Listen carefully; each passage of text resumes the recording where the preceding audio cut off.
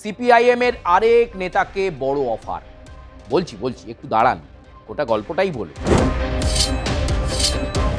অন্য দল থেকে অফার করা হলো, আবার এখান থেকে নয়, দিল্লি থেকে অফার করা হলো। ফলে তাকে নিয়েও কিন্তু এখন জল্পনার ফানুস একেবারে তুঙ্গে। জলে কুমির, ডাঙায় বাঘ। এই অবস্থায় এই সংগঠন নিয়ে তারা লড়াই করবে শাসক দল তৃণমূল কংগ্রেসের বিরুদ্ধে। এটুকু বলে রাখা দরকার যে জমে যাবে বিধানসভা নির্বাচনের। নমস্কার, আমি সুচারু। দাদা দিদির রাজনীতির আজকের প্রতিবেদনে আপনাদেরকে স্বাগত জানাই। আর দাদা দিদির রাজনীতির প্রতিবেদন মানেই আপনারা জানেন সরাসরি রাজনীতির কথা, রাজনৈতিক ব্যক্তিত্বদের কথা, দলগুলোর অবস্থার কথা, জোট রাজনীতির কথা, একা লড়াইয়ের কথা আমরা আপনাদের সামনে রেখে থাকি। আর আজকের প্রতিবেদনেও ঠিক সেরকমই একটি বিষয় এসে গেল। একদিকে যখন আলিমুদ্দিন বলছে প্রতিকুর রহমান ক্লোজ চ্যাপ্টার, অর্থাৎ আলিমুদ্দিনের কর্তাদের যখন গায়ে লাগছে না যে প্রতিকুর রহমান সিপিআইএম ছেড়ে দেয়, কোনো অসুবিধে নেই, ঠিক সেই সময় সিপিআইএম এর আরেক নেতাকে বড় অফার। বলছি একটু দাঁড়ান, গোটা গল্পটাই বলবো। সিপিআইএম এর বড় নেতা, তিনি নির্বাচনে প্রতিদ্বন্দ্বিতা করেছেন, আবার দেশে নয় লোকসভা নির্বাচনে প্রতিদ্বন্দ্বিতা করেছেন তিনি। এখন তাকে একটি অন্য দল থেকে অফার করা হলো, আবার এখান থেকে নয়, দিল্লি থেকে অফার করা হলো। ফলে তাকে নিয়েও কিন্তু এখন জল্পনার ফানুস একেবারে তুঙ্গে। প্রতিকুর রহমান ক্লোজ চ্যাপ্টার বলে দিয়েছে আলিমুদ্দিন, আর প্রতিকুরও বলে দিয়েছে যে দলেরই কয়েকজন নেতা চান না তিনি সিপিএমে থাকুন, তাই এবারের লড়াইয়ে হয়তো অন্য রকমভাবে বুক চিতিয়ে লড়াই করবেন তিনি। কিন্তু সিপিএমকে তিনি কোনোদিন ভুলবেন না। তার লড়াই তিনি নিঃস্বার্থভাবে পার্টি করেছিলেন, সেটাও ভুলবার নয়। কিন্তু দলে তাকে লবিবাজি করে কোণঠাসা করে দেওয়া হচ্ছিল। ঘনিষ্ঠ মহলে এই কথা বারবার বলছেন প্রতিকুর রহমান। যাই হোক, যখন সিপিএম শরিকি দ্বন্দ্ব মেটাতে পারছে না, সিপিআই বলছে অমুক আসন দরকার, আরএসপি বলছে অমুক দরকার, ফরওয়ার্ড ব্লক বলছে এত দরকার, আবার শুধু ফরওয়ার্ড ব্লক এটা নয়, বলছে আইএসএফকে জোটে নেওয়া যাবে না। আইএসএফের আসন কমতে মানে কত আসন যে আইএসএফকে সিপিএম ছাড়বে সেটাও সিদ্ধান্ত নিতে পারছে না সিপিএম। 175 আসনে সিপিএম একা লড়বে ঠিক করেছে। তরুণ তুর্কি নেতাদেরকে সামনে রাখছে সিপিএম। কিন্তু এই তো অবস্থা, তরুণ তুর্কির মধ্যে প্রতিকুর চলে গেল বলে। ফলে এই অবস্থার মধ্যে সিপিএম এখন কি করবে?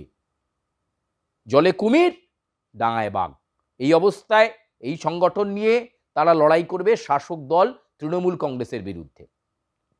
আর ঠিক এমন সময় সিপিএমের তরুণ তুর্কি নেতা, হাইকোর্টের বড় আইনজীবী, তার কাছে এলো অফার। কি অফার? দিল্লির বিজেপির কেন্দ্রীয় নেতৃত্বের কয়েকজন তাকে ফোন করে বলেছেন যে আপনি কি ভারতীয় জনতা পার্টির ব্যাপারে কিছু মনোভাব পোষণ করেন? আপনি কি ভারতীয় জনতা পার্টির হয়ে বিধানসভা নির্বাচনে পশ্চিমবঙ্গে প্রার্থী হতে চান? তাহলে দিল্লি আসুন, তাহলে দিল্লি চলে আসুন, আপনাকে টিকিট দিয়ে দেওয়া হবে। এমনটাই ঘনিষ্ঠ মহলে দাবি করেছেন তিনি। তিনি কে? তিনি সায়ন ব্যানার্জি। সায়ন ব্যানার্জি ঘনিষ্ঠ মহলে দাবি করছেন যে তার কাছে বিজেপির কেন্দ্রীয় নেতৃত্বের তরফে দিল্লি থেকে ফোন এসছে, একবার নয় বেশ কয়েকবার, এবং বলা হচ্ছে যে বিধানসভা নির্বাচনে আপনি কি প্রার্থী হতে চান? সায়ন ব্যানার্জির কাছে এই অফার। বিষয়টি এই মুহূর্তে সকলেই জেনেছে, পার্টির অন্দরেও সায়ন বিষয়টিকে জানিয়েছে। এখন দুরকম কথা আসছে। এক, প্রতিকুরের পরে এই ঘটনাগুলো ঘটছে। দুই, সায়ন ব্যানার্জি কি দলের অন্দরে নিজের কদর বাড়াতে চাইছেন? এটাও একটা বিষয়, যে নিজের দরটা একটু বাড়িয়ে নিলেন কি? অবশ্যই দেখতে হবে। তার কারণ প্রতিকুর কিন্তু একটা চাঞ্চল্যকর অভিযোগ তৈরি করে দলের সঙ্গে দূরত্ব তৈরি করেছেন। তিনি বলেছেন ডায়মন্ড হারবার থেকে তিনি উঠে এসে কলকাতায় দাপিয়ে রাজনীতি করছিলেন, এটা অনেকে সহ্য হচ্ছিল না। দলের মধ্যে কিছু যুক্তিসঙ্গত প্রশ্ন করার কারণেই তাকে দিনের পর দিন কোণঠাসা হয়েছে। তাই বাকি তরুণ তুর্কি নেতারাও একটু ভেবেই দলের মধ্যে আচরণ করবেন বলে মনে করা হচ্ছে। তবে সায়ন ব্যানার্জির এই খবর ইতিমধ্যেই আলিমুদ্দিন জেনেছে যে তার কাছে বিজেপি অফার করেছিল, সেই অফার রিজেক্ট করে দিয়েছেন সায়ন ব্যানার্জি। কিন্তু তার কাছে বিজেপির দিল্লির কেন্দ্রীয় নেতৃত্ব মনোভাব জানতে চেয়েছিল যে এবারের নির্বাচনে বিজেপি সরকারে আসতে পারে, আপনি কি মনে করছেন, আপনি কি চান প্রার্থী হতে, এরকম দাবি নাকি করেছেন সায়ন ব্যানার্জি, যে তার কাছে দিল্লি থেকে এরকম একটা ভলিউম এসেছিল এবং তিনি নাকচ করে দিয়েছেন। তিনি বলেছেন তিনি আদ্যন্ত একজন কমিউনিস্ট, ফলে সেই কমিউনিস্টের পথ ছেড়ে তিনি অন্যত্র কোথাও যাবেন না, তার অবস্থান তিনি নাকি স্পষ্ট করে দিয়েছেন। তার এই ঘনিষ্ঠ মহলে দাবি, বা তার কাছে এই যে ফোন এসেছে সেই দাবি করার পর থেকেই রাজনৈতিক মহলে নানান জল্পনা, নানান চর্চা এই মুহূর্তে শুরু হয়েছে। তবে এটুকু বলে রাখা দরকার যে জমে যাবে বিধানসভা নির্বাচন এবার।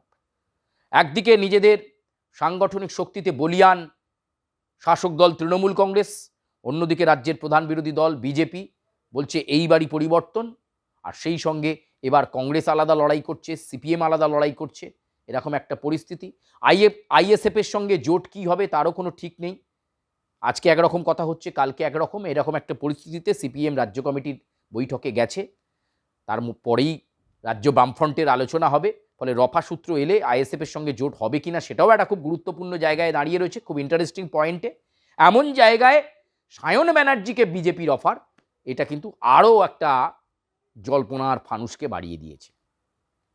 ফলে সময় যত এগোবে রাজনীতির নানা অঙ্গন, নানা সমীকরণের খবর আসতে শুরু করবে, আর সেগুলোই আমরা দাদা দিদির রাজনীতিতে আপনাদের কাছে রাখার চেষ্টা করব। ঠিক যেমনভাবে আজকে সায়ন ব্যানার্জির খবরটা আমরা রাখলাম, আইনজীবী এবং তমলুকে তার প্রতিদ্বন্দ্বিতা করার অভিজ্ঞতা আছে, পরাজিত হয়েছিলেন ঠিকই, তবে দল তাকে ভরসা করে সেখানে পাঠিয়েছিল, জোর লড়াই দিয়েছিলেন, পরাজিত হয়েছেন ঠিক কথা। তবে সায়ন ব্যানার্জিকে নিয়ে হঠাৎ করে বিজেপির এই পরিকল্পনা কেন, যেটা তিনি দাবি করছেন যে দিল্লি থেকে তাকে ফোন করা হয়েছিল, তাহলে রাজ্য বিজেপির নেতারা কি জানতেন যে সায়ন ব্যানার্জিকে এরকম ফোন করা হচ্ছে? ফলে এই বিষয়গুলোকে নিয়ে এখন নানা জল্পনা, নানা ইকুয়েশনস তৈরি হয়েছে। তবে সায়ন অবস্থান স্পষ্ট করেছেন, তিনি সিপিএমে ছিলেন, সিপিএমেই আছেন। প্রিয় দর্শক, আজকের মতো দাদা দিদির প্ল্যাটফর্মে আমাদের এই প্রতিবেদন এ পর্যন্তই। তবে আপনাদের সঙ্গে অন্য কোনো প্রতিবেদন নিয়ে খুব শিগগিরই, খুব দ্রুত দেখা হচ্ছে। ধন্যবাদ সঙ্গে থাকার জন্য, এবং অবশ্যই দাদা দিদির রাজনীতির কন্টেন্ট কেমন লাগছে আপনারা আপনাদের কমেন্ট বক্সে জানাবেন। অবশ্যই জানাবেন কোন কোন রাজনৈতিক দল বা কোন কোন রাজনৈতিক খবর আপনারা জানতে চান। লাইক করবেন, সাবস্ক্রাইব করবেন, বেল আইকনে প্রেস করবেন, কারণ আপনাদের সুচিন্তিত মতামত আমাদেরকে প্রতিবেদনকে এগিয়ে নিয়ে যেতে আরও অনেক বেশি অনুপ্রাণিত করবে। আর মাথায় রাখবেন, দাদা দিদির রাজনীতির এই প্ল্যাটফর্মে আপনারা সব রাজনৈতিক দলের খবর পাবেন। ধন্যবাদ।